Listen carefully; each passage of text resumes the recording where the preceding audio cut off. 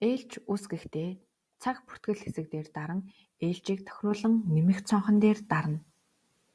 Ээлжийн нэрийг оруулж өгснөөр илүү цагийн дүн цаг тутамд хэдэн төгрөг тооцогдох, тасралтын мөнгөн дүн минут тутамд хэдэн төгрөг тооцогдохыг оруулж өгөн цагийн хуваар хэсэг дээр гарагийг сонгон ажил эхлэх цаг, хоцролд тооцох цаг, ажил дуусах цаг болон нэг өдөрт хэдэн цаг ажиллахыг оруулж өгнө.